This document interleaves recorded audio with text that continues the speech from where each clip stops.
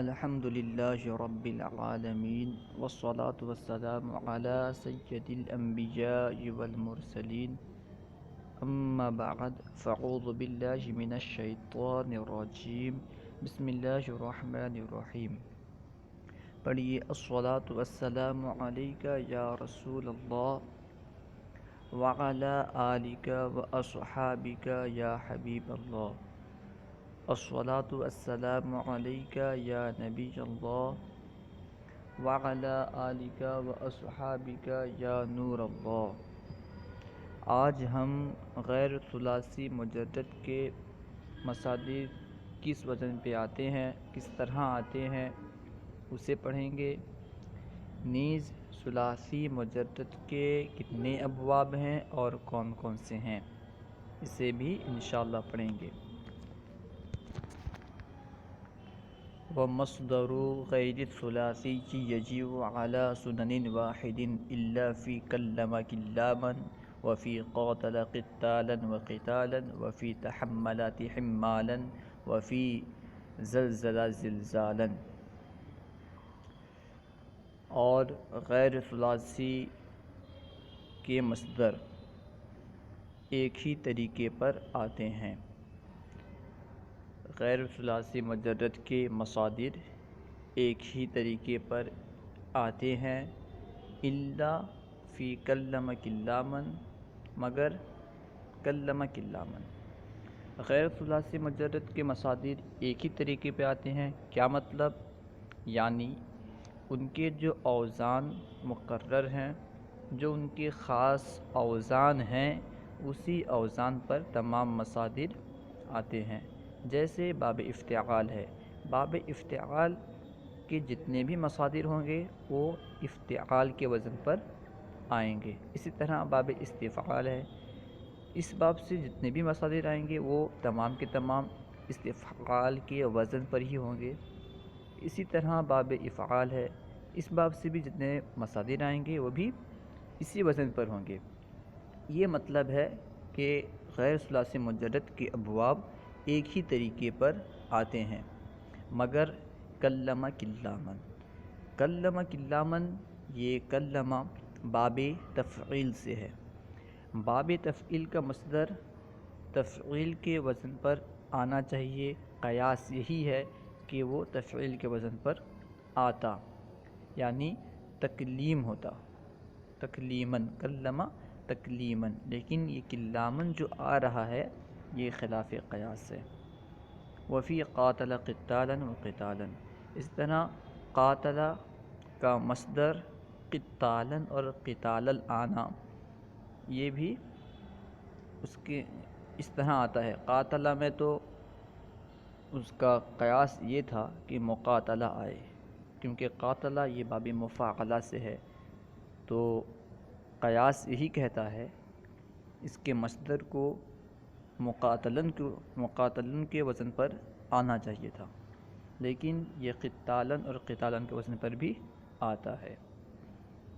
وفی تحمل تحمالا، اور تحمل تحمالا، تحمل باب تفاعل سے ہے تو اس کو چاہیے تھا کہ یہ تفاعل کے وزن پر آئے، یہ تحمال آنا یہ بھی خلاف قیاس ہے، کیونکہ تحمل یہ باب تفاعل سے ہے تو اس کا مصدر بھی تفاعل کے وزن پر آنا چاہیے، یعنی تحملن آنا چاہیے، تحملن۔ یہ تحمال فا کلمے پہ کسرہ اور تائے تفاعل پہ بھی کسرہ جو دیا گیا ہے یہ خلاف قیاس ہے۔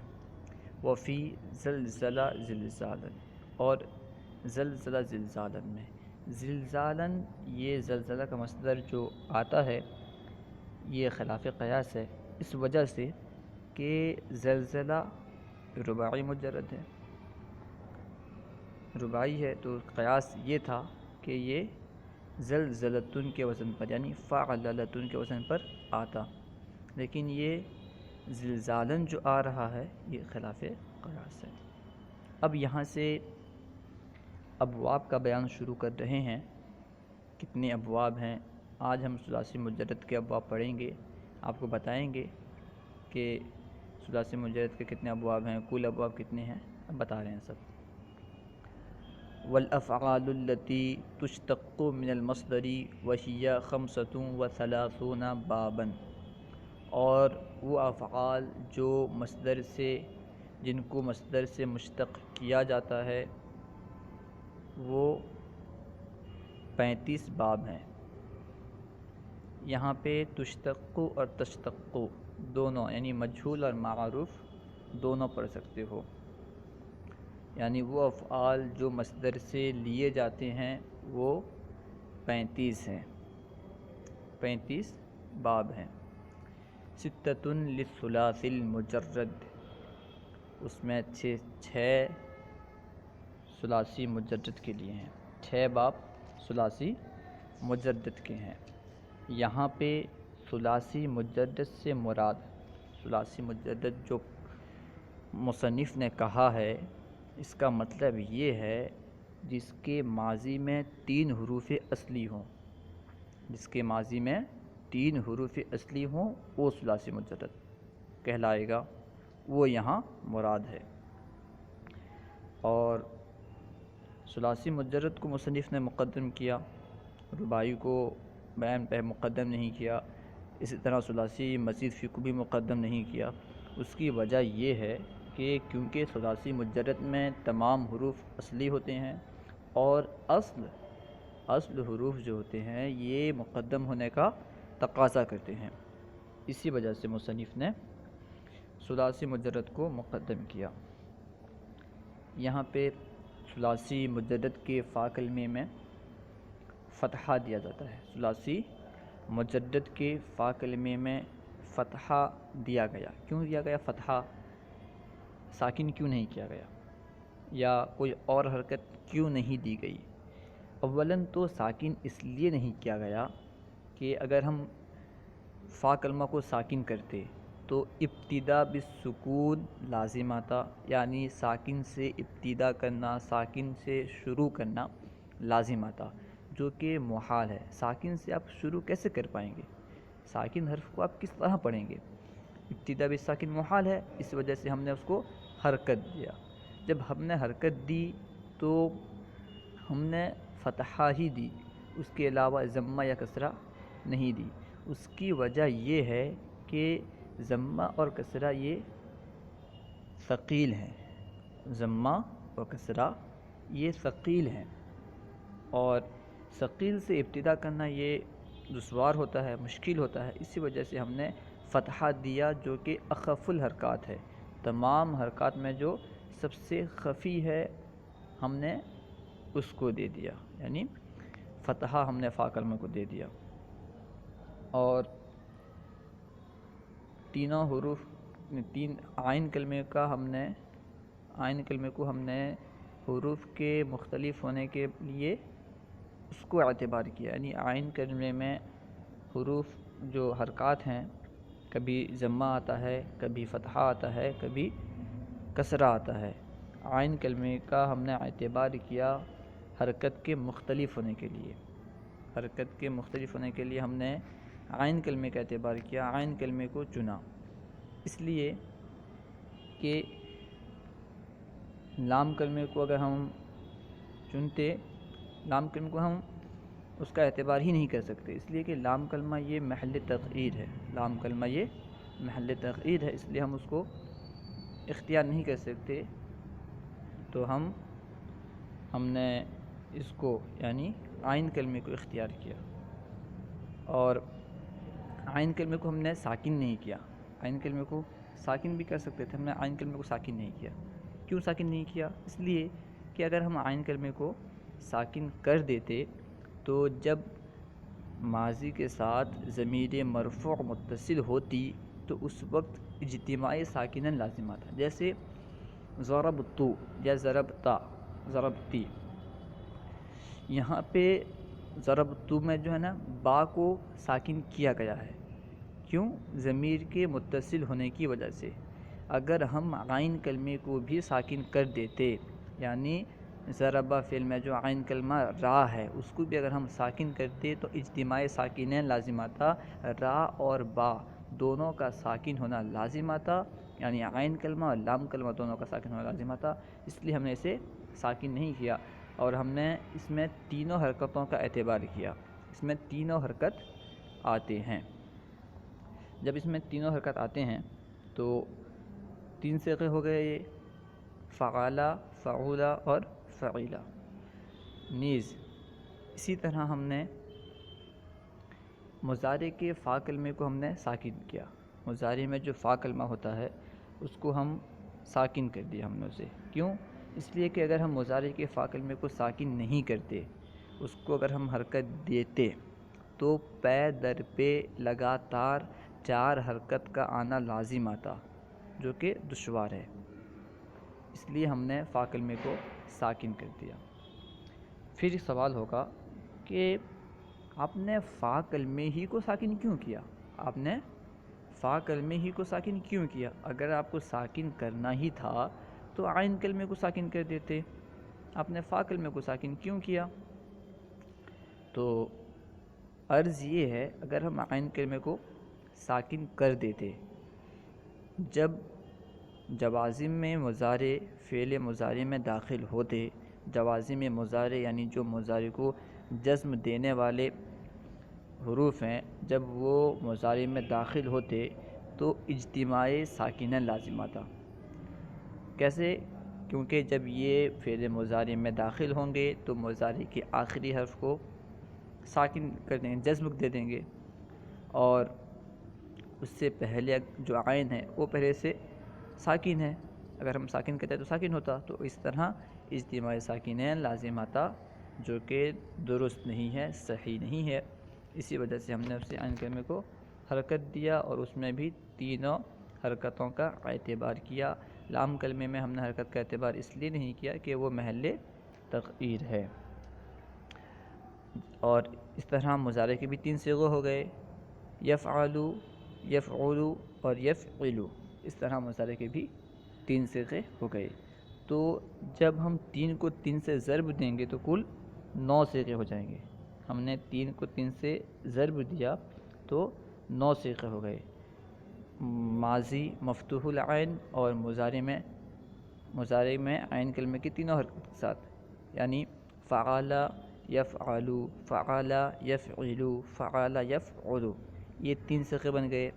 اسی طرح ماضی مکسور العین اور مضارع میں عین کلمے کے تینوں حرکت کے ساتھ، یعنی فعل، یفعل، فعل، یفعل، فعل، یفعل۔ لیکن یہ 3 صیغے بنتے ہیں، ہم نے ان میں سے 2 صیغے کو لیا اور 1 صیغے کو نکال دیا، 1 صیغے کا ہم نے اعتبار نہیں کیا۔ وہ صیغہ ہے جب ماضی مکسور العین ہو اور مضارع مضموم العین ہو، یعنی فعل یفعل، فعل یفعل کو ہم نے نکال دیا ثقیل ہونے کی وجہ سے، کیونکہ کسرہ سے ضمہ کی طرف جانا یہ ثقیل ہوتا ہے، اس لیے ہم نے اس کو نکال دیا، یعنی ماضی مکسور العین اور مضارع مضموم العین کو ہم نے نکال دیا تو 2 صیغے بچے۔ اس طرح 5 صیغے ہو گئے، ماضی مفتوح العین کے 3 صیغے اور ماضی مکسور العین کے 2 صیغے، اس طرح 5 صیغے ہوئے۔ اور ماضی مضموم العین مضارع میں 3 حرکت آئے گی، تو اس طرح 3 صیغے بنیں گے قیاساً۔ کیسے گے؟ فعول یفعل، فعول یفعل، فعول یفعل۔ لیکن ہم نے اس میں سے صرف فعول یفعل کو لیا، فعول یفعل کو لیا، اس کے علاوہ یعنی فعول یفعل، فعول یفعل کو ہم نے خارج کر دیا، نکال دیا، اس میں بھی ثقیل ہونے کی وجہ سے، ثقل ہونے کی وجہ سے ہم نے انہیں نکال دیا۔ پھر یہاں پہ ایک اعتراض ہوتا ہے، تو اس طرح کل 6 صیغے ہو گئے۔ ہم نے اس ماضی مضموم العین میں سے 1 صیغہ لیا، ماضی مفتوح العین میں سے 3 صیغے اور ماضی مکسور العین میں سے 2 صیغے، اس طرح کل ثلاثی مجرد کے 6 صیغے ہو گئے۔ اب یہاں پہ ایک اعتراض ہوتا ہے کہ ضمہ کے ساتھ یعنی ماضی مضموم العین اور مضارع مضموم العین بھی ثقیل ہے، نیز ماضی مکسور العین اور مضارع مکسور العین بھی ثقیل ہے، آپ نے ان دونوں کو خارج کیوں نہیں کیا؟ یہ اعتراض ہوتا ہے۔ ہم نے کہا حضور کیونکہ یہ دونوں ماضی میں اور مضارع میں ایک ہی جنس کے حرکت آ رہے ہیں، اسی وجہ سے اب ثقالت باقی نہیں رہی، بلکہ یہ ثقیل نہیں رہے، اب تخفیف آ گئی اس میں، اس وجہ سے ہم نے نہیں نکالا۔ تو دیکھیے وَهِيَ خَمْسَةٌ وَثَلَاثُونَ بَابًا، اور وہ 35 باب ہیں، سِتَّةٌ لِلثُّلَاثِ الْمُجَرَّدِ، 6 باب ثلاثی مجرد کے ہیں۔ نحو ضرب یضرب، یہ ماضی مفتوح العین اور مضارع مکسور العین ہے۔ اصل میں یہ باب یعنی ماضی مفتوح العین اور مضارع مکسور العین یہ دوسرا باب ہے، ترتیب کے اعتبار سے یہ دوسرا باب ہے، باوجود اس کے دوسرے باب ہونے کے مصنف نے اس کو سب سے پہلے ذکر کیا، اس کو مقدم کیا، اس کے ذکر کو مقدم کیا۔ اس کی وجہ یہ ہے کہ اس کے حرکت میں بہت زیادہ اختلاف ہے، کیونکہ فتحہ اور کسرہ میں زیادہ اختلاف ہے، فتحہ یہ اوپر سے زیادہ ہوتا ہے اور کسرہ نیچے سے زیادہ ہوتا ہے۔ اس طرح ان دونوں کی حرکت میں جب زیادہ اختلاف ہوا تو اس لیے اختلاف کا زیادہ ہونا، لفظ میں اختلاف کا زیادہ ہونا معنی کے اختلاف میں معنی کے زیادہ اختلاف ہونے پر دلالت کرتا ہے۔ اور جو دعوائم الابواب ہیں، ابھی آگے آنے والا ہے کہ اس میں یہ گویا کہ سب سے اعلیٰ درجے میں ہے، کیونکہ اس میں زیادہ اختلاف ہے اس لیے یہ سب سے اعلیٰ درجے میں ہے، اس لیے اس کو سب سے پہلے مقدم کیا گیا، سب سے پہلے بیان کیا گیا۔ وقتل یقتل، یہ ماضی مفتوح العین اور مضارع مضموم العین ہے۔ قتل یقتل یہ پہلا باب ہے، یعنی نصر ینصر جو عام لفظ میں کہا جاتا ہے، قتل یقتل یہ پہلا باب ہے۔ وعلم یعلم، یہ ماضی مکسور العین مضارع مفتوح العین ہے، اسے یہ دراصل چوتھا باب ہے۔ علم یعلم یعنی ماضی مکسور العین مضارع مفتوح العین یہ چوتھا باب ہے، اسے چوتھے باب کو تیسرے باب پر مقدم کیا گیا، چوتھے باب کو تیسرے باب پر مقدم کیا گیا، اس کی حرکت میں تیسرے باب سے زیادہ اختلاف ہونے کی وجہ سے، اس کی حرکت میں تیسرے باب سے زیادہ اختلاف ہونے کی وجہ سے۔ تیسرا باب فتح یفتح ہے، فتح یفتح میں اس کی جو حرکت میں دونوں کے مضارع اور ماضی کے عین کلمے میں زیادہ اختلاف نہیں ہے، لیکن علم یعلم میں عین کلمے میں اختلاف ہے، اسی وجہ سے اسے مقدم کیا تیسرے باب پر، یعنی فتح یفتح پر۔ فتح یفتح یہ ماضی اور مضارع دونوں کے مفتوح العین کے ساتھ ہے، دونوں میں عین کلمہ مفتوح ہے۔ وکرم یکرم، اور یہ دونوں میں مضموم العین ہے، ماضی اور مضارع اس کے دونوں مضموم العین سے آتے ہیں۔ وحسب یحسب، حسب یحسب دونوں مکسور العین۔ ویسمی الثلاثة الأول دعائم الابواب، ان میں سے پہلے 3 کو دعائم الابواب کہا جاتا ہے، پہلے 3 کا نام دعائم الابواب رکھا جاتا ہے۔ پہلے 3 سے مراد ضرب یضرب، قتل یقتل، علم یعلم، ان تینوں کو دعائم الابواب کہا جاتا ہے۔ دعائم ہے کیا؟ دعائم یہ دعیمتن کی جمع ہے، یعنی دعیمتن کہتے ہیں گھر کی پیلر کو، عماد البیت، دعیمتن ای عماد البیت، گھر کی پیلر کو دعیمتن کہتے ہیں۔ یہاں کیا مراد ہے؟ یہاں ابواب میں سے اصل یعنی جنہیں ام الابواب کہا جاتا ہے، ام الابواب ہی کہہ لیں، اصول الابواب کہہ لیں، اصول الابواب یعنی ام الابواب یہ 3 ہیں، وہ ضرب یضرب، قتل یقتل، علم یعلم۔ انہیں ام الابواب کیوں کہا گیا؟ انہیں ام الابواب کیوں کہا گیا؟ انہیں ابواب کے اصل میں شمار کیوں کیا گیا؟ دیکھو اصل میں ماضی اور مضارع ان دونوں میں معنی کے اعتبار سے اختلاف ہے، کیونکہ ماضی یہ گزرے ہوئے زمانے میں فعل کے ہونے پر دلالت کرتا ہے، اور مضارع مستقبل میں آنے والے زمانے میں فعل کے ہونے پر دلالت کرتا ہے۔ تو معنی کے اعتبار سے دونوں میں اختلاف ہے، معنی کے اعتبار سے دونوں ایک دوسرے کے مخالف ہیں، اور یہ مخالفت، معنی میں مخالفت، یہ لفظ میں مخالفت ہونے کو واجب کرتی ہے کہ لفظ میں بھی مخالفت ہونی چاہیے، یہ واجب کرتی ہے۔ اور لفظ میں، کیونکہ لفظ میں مخالفت کیوں واجب کرتی ہے؟ تاکہ معنی اور لفظ کے درمیان مطابقت ہو جائے۔ لفظ میں مخالفت کو اس لیے واجب کرتی ہے تاکہ معنی اور لفظ کے درمیان مطابقت ہو جائے، اور کلام میں اصل مطابقت ہے۔ کلام میں اصل کیا ہے؟ مطابقت ہے۔ جب اس کی حرکتیں جس طرح معنی میں اختلاف ہے، اسی طرح جب ان کی حرکت میں بھی اختلاف پایا گیا، گویا کہ یہ معنی کے مطابق ہو گئے۔ جب معنی کے مطابق ہو گئے تو یہ کلام میں اصل ہو گئے، کیونکہ یہ ان کا معنی اور ان کا لفظ دونوں ایک دوسرے سے مطابقت کرتے ہیں، دونوں ایک دوسرے کے مطابق ہیں، تو یہ کلام میں اصل ہو گئے۔ اسی وجہ سے ان تینوں ابواب کو ام الابواب، اصول الابواب، دعائم الابواب کہا جاتا ہے۔ ان تینوں ابواب، وہ تین ابواب کیا ہیں؟ ضرب یضرب، اس میں دیکھیں، اس میں جو عین کلمہ ہے اس میں اختلاف ہے، اس طرح قتل یقتل کے عین کلمہ میں بھی اختلاف ہے، اور علم یعلم کے عین کلمہ میں بھی اختلاف ہے، یعنی زیادہ اختلاف ہے۔ برخلاف فتح یفتح، کرم یکرب اور حسب یحسب کے، کہ ان کے عین کلمے میں اختلاف نہیں ہے، ان کے حرکت میں اختلاف نہیں ہے، یعنی ان کے الفاظ میں اختلاف نہیں ہے۔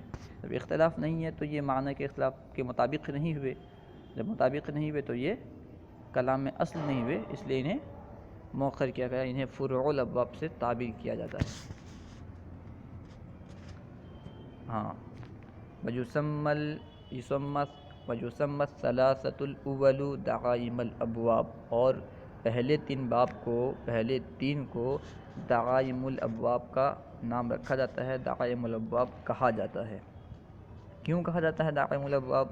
لِاخْتِلَافِ حَرْكَتِهِنَّ فِي الْمَاضِي وَالْمُضَارِعِ، ماضی اور مضارع میں ان کی حرکت کے اختلاف ہونے کی وجہ سے، حرکت کے مختلف ہونے کی وجہ سے، جو میں نے آپ کو سمجھا دیا۔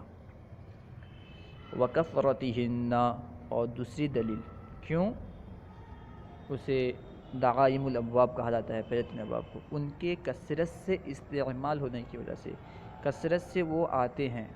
ضرب یضرب، قتل یقتل اور علم یعلم، یہ کثرت سے استعمال ہوتے رہتے ہیں، اسی وجہ سے، اور کثرت وہی ہوتا ہے جو اصل ہوتا ہے، فرع کثرت سے استعمال نہیں ہوتا، تو اسی وجہ سے انہیں دعائم الابواب کا نام دیا گیا۔ وفتح یفتح لا يدخل فی الدعائم، اور فتح یفتح دعائم ابواب میں داخل نہیں ہوتا۔ اگر اسے یدخل پڑھو گے تو یہ معنی ہوگا کہ فتح یفتح کو دعائم میں داخل نہیں کیا گیا، یدخل اگر پڑھو گے، اگر یدخل پڑھو گے تو فتح یفتح کو مصنف نے دعائم میں داخل نہیں کیا۔ کیوں نہیں کیا؟ فتح یفتح دعائم ابواب میں داخل کیوں نہیں ہوا؟ ظاہر ہے جس طرح میں سمجھایا تھا تو آپ کو اس کے مطابق سمجھ میں آ گئی ہوگی۔ لِانْعِدَامِ اختلاف الحرکات، حرکات کے اختلاف کے نہ ہونے کی وجہ سے، حرکات مختلف نہ ہونے کی وجہ سے۔ جب حرکات مختلف نہیں ہیں اور معنی مختلف ہے تو الفاظ معنی کے مطابق نہیں ہوئے، جب الفاظ معنی کے مطابق نہیں ہوئے تو یہ کلام میں اصل بھی نہیں ہوئے، کیونکہ کلام میں اصل کیا ہے؟ مطابقت ہے۔ وَإِنْعِدَامِ مَجِيِّهِ بِغَيْرِ حَلْفِ الْحَلَقِ، اور حروف حلق کے علاوہ، حروف حلقی کے علاوہ اس کا نہ آنے کی وجہ سے، یعنی یہ حروف حلقی کے علاوہ نہیں آتا، اس وجہ سے بھی اسے داخل نہیں کیا گیا دعائم الابواب میں۔ حروف حلقی 6 ہیں۔ کیا ہیں حروف حلقی؟ حمزہ ہا، عین حا، غین خا، انہیں حروف حلقی کہا جاتا ہے۔ یعنی جو افعال فتح یفتح سے آئیں گے تو ان کے عین یا لام کلمے میں حروف حلقی ہوگا۔ وَأَمَّا رَكَنَ يَرْكَنُ وَأَبَى يَأْبَى فَمِنَ اللُّغَاتِ الْمُتَدَاخِلَةِ وَالشَّوَاذِّ۔ اب یہاں سے ایک اعتراض ہو رہا ہے، مصنف نے جو کہا نا انعدامی مجیئہ بغیر حرف الحلق، حروف حلق سے اس کا نہ آنے کی وجہ سے یہ دعائم الابواب میں داخل نہیں کیا گیا، تو اس پہ اعتراض کر رہے ہیں آپ نے یہ کیسے کہہ دیا کہ حروف حلقی کے علاوہ یہ نہیں آتا؟ آپ نے کیسے کہہ دیا؟ یہ ہم نہیں تسلیم کرتے۔ کیوں؟ دیکھیے ہم مثال پیش کرتے ہیں آپ کے سامنے، وہ فتحہ سے آیا ہے لیکن اس میں حروف حلقی نہیں ہے۔ دیکھیں رکنا یرکنو یہ فتحہ سے ہے لیکن اس میں حروف حلقی کہاں ہے جی؟ نہیں ہے نا۔ اس طرح ابا یابا اس میں بھی تو حروف حلقی نہیں ہے، یعنی عین اور لام کے میں حروف حلقی نہیں ہے۔ تو اس کا جواب دے رہے ہیں کہ یہ حروف متداخلہ، لغات متداخلہ اور شواذ کے قبیل سے ہے۔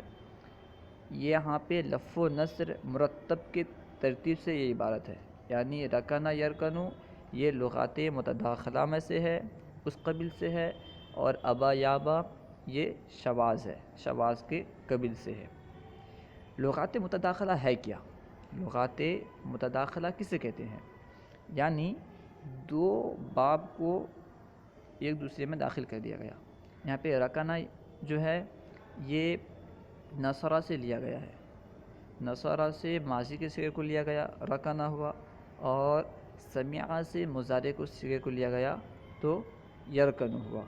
یہ دونوں اصلاً فتح یفتح سے نہیں ہیں بلکہ اس کا ماضی یہ نصرہ سے ہے اور اس کا مضارع یہ سمعہ سے ہے۔ اس طرح یہ لغت متداخلہ میں سے ہے۔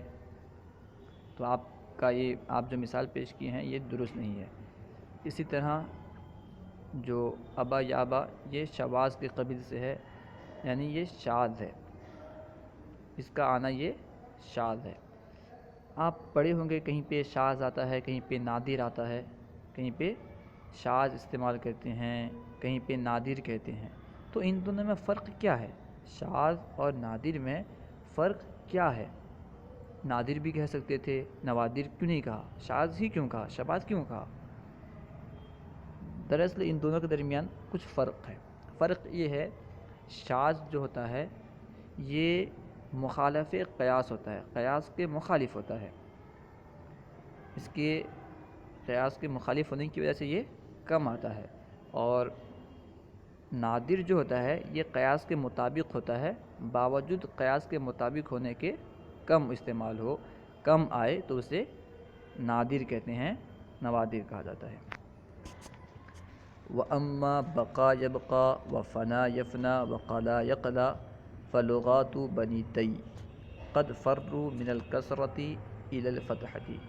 یہاں پہ بھی وہی اعتراض کہ دیکھیے اچھا آپ نے تو وہ دو مثال میں کہہ دیا کہ رکن یرکن یہ لغت متداخلہ میں سے ہے، اور دوسرا جو تھا ابا یا ابا یہ شاذ ہے۔ اب دیکھیے ہم اور بھی مثال پیش کرتے ہیں جس میں حروف حلقی نہیں ہے، عین اور لام کا میں حروف حلقی نہیں ہے۔ دیکھیے بقا یبقا، فنا یفنا، قلا یقلا یہ استعمال ہوتے رہتے ہیں باب فتحہ سے، لیکن یہ نہ لغت متداخلہ میں سے ہیں نہ شاذ ہیں۔ تو اس کا جواب مصنف دے رہے ہیں کہ یہ بنی طے کی لغت میں ہے، یعنی اس طرح استعمال ہونا ان کا یہ بنی طے کی لغت میں ہے، اور بنی طے والے کسرہ سے فتحہ کی طرف یہ عدول کر گئے ہیں، کسرہ سے فتحہ کی طرف چلے گئے ہیں۔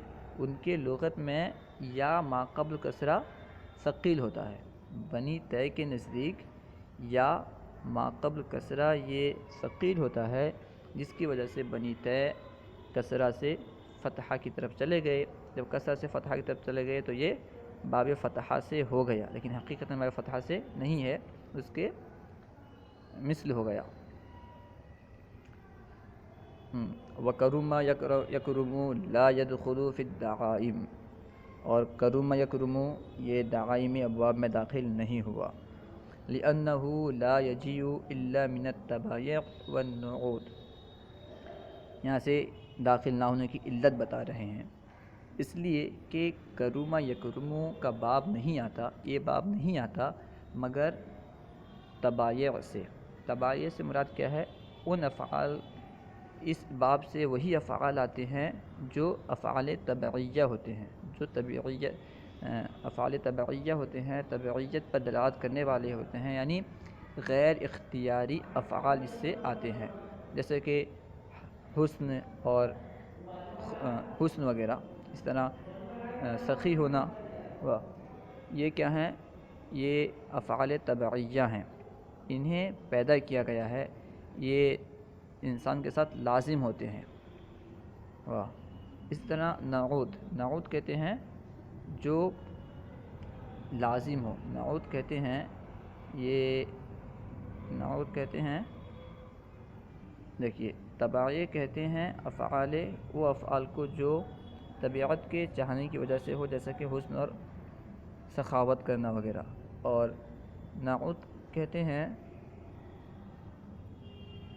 دیکھیے صفات لازمہ، ایسے افعال جو صفات لازمہ سے ہوں، جو انسان کے صفات لازمہ میں سے ہوں، وہ افعال آتے ہیں۔ تو کیونکہ یہ لازم ہوتے ہیں، یہ انسان کے ساتھ لازم ہوتے ہیں، اسی وجہ سے اسے انسان کے ساتھ کیونکہ لازم ہوتے ہیں، اور ماضی اور انسان کے ساتھ یہ دونوں لازم ہوتے ہیں، جیسے افعال تبعیہ ہیں، یہ انسان کے ساتھ لازم ہوتے ہیں، اور افعال جو نعوت ہیں، جو لازمی صفات والے افعال ہیں، یہ بھی ان کے ساتھ لازم ہوتے ہیں۔ جب یہ انسان کے ساتھ لازم ہوتے ہیں تو ان کو وہ اعراب دیا گیا، ان کے عین کلمے کو وہ اعراب دیا گیا جس میں دونوں ہونٹوں کا ایک دوسرے سے لازم ہونا ہوتا ہے، لازم ہونا پایا جاتا ہے، یعنی دونوں ہونٹوں کا ایک دوسرے سے ملنا پایا جاتا ہے، اور وہ حرکت کیا ہے؟ ضمہ ہے۔ ضمہ کو ادا کرتے وقت دونوں ہونٹ ایک دوسرے سے ملتے ہیں، ایک دوسرے سے ملنا ان کا لازم ہوتا ہے۔ جب یہ دونوں میں یعنی ماضی اور مضارع میں ضمہ دیا گیا تو اختلاف حرکات نہیں پایا گیا، جب اختلاف حرکات نہیں پایا گیا تو اسے دعائم الابواب میں شمار نہیں کیا گیا۔ وحسب یحسب لا يدخل فی الدعائم، اور حسب یحسب یہ دعائم میں داخل نہیں ہوتا، اسے دعائم میں داخل نہیں کیا گیا، لقلتہ، اس کے قلت کی وجہ سے یہ بہت کم آتا ہے، اسی وجہ سے اسے دعائم میں داخل نہیں کیا گیا، یعنی ایسا نہیں ہے کہ کسی عارض کی وجہ سے یہ کم آتا ہے، بلکہ بالذات یہ کم استعمال ہوتا ہے، یہ باب بالذات کم استعمال ہوتا ہے۔ وقد جاء فعول یفعل علی لغۃ، اور کبھی فعول یفعل آتا ہے ایک لغت پر کبھی فعول یفعل کا صیغہ استعمال ہوتا ہے۔ فعول یفعل کو ہم نے پہلے نکال دیا تھا، اور یہ بتا رہے ہیں کہ کبھی کبھی فعول یفعل استعمال ہوتا ہے۔ اعلیٰ لغتی من قال، اس کی لغت پر جس نے کہا کتا تکادو، جس نے کہا ہے اس کی لغت پر فعول یفعل کے وزن پر بھی افعال آتے ہیں۔ یہ کتا اصل میں کوتا تھا، کاف پہ فتح، واو پہ ضمہ، دال ساکن اور تا، کوتا تھا، تو واو کی حرکت کو ماقبل کو دے دیا گیا، یعنی کاف کو دیا گیا، اور واو کو الف سے بدل دیا گیا۔ جب الف سے بدلا گیا تو اجتماع ساکنہ لازم آئے دال اور الف کے درمیان، تو الف کو گرا دیا گیا تو کتا ہو گیا۔ اسی طرح تکادو اصل میں تک ودو تھا، واو کی حرکت کو کاف کو دیا گیا، واو کی حرکت کاف کو جب دی گئی تو کاف کو دینے کے بعد واو کو الف سے بدل دیے، پھر کاف اور الف کے درمیان اجتماع ساکن ہوا۔ ہم نے واو کی حرکت کو کاف کو دیا تھا، کاف اب متحرک ہوا، اور واو ماقبل متحرک کو الف سے ہم نے بدل دیا، لیکن کیونکہ کاف اصل میں ساکن تھا، اس ساکن کی طرف نظر کرتے ہوئے الف اور کاف کے درمیان اجتماع ساکنین پائی گئی. جب اجتماع ساکنین پائی گئی تو ہم نے الف کو حذف کر دیا تو تکادو ہو گیا. تکادو اصل میں تک ودو تھا، یہاں پہ حذف کرنے کی بات نہیں ہے. تکادو اصل میں تک ودو تھا. واو کی حرکت ما قبل کو یعنی کاف کو دی گئی تو واو الف سے بدل دیا گیا تو تکادو ہو گیا. اس میں الف کو حذف نہیں کی گئی ہے. کتا تکادو. وہی شاذۃ، اور یہ شاذ ہے. کفضل یفضل، جیسا کہ فضل یفضل یعنی فضل یفضل کا آنا جس طرح شاذ ہے، اسی طرح کتا تکادو کا آنا بھی شاذ ہے. ودمت تدوم، اور دمت تدوم کا آنا بھی یہ شاذ ہے. دمت تدوم اصل میں دمت یہ دویم کہتے ہیں. دمت اصل میں دویمتا تھا.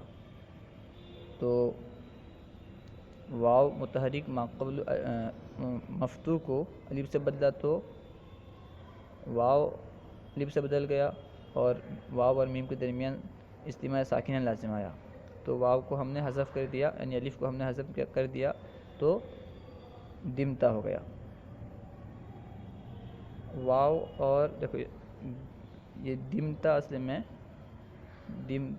میں دویمتا تھا. ہم نے کیا کیا، واو کی حرکت کو ما قبل کو دے دیا، یعنی دال کو ہم واو کی حرکت دے دیے.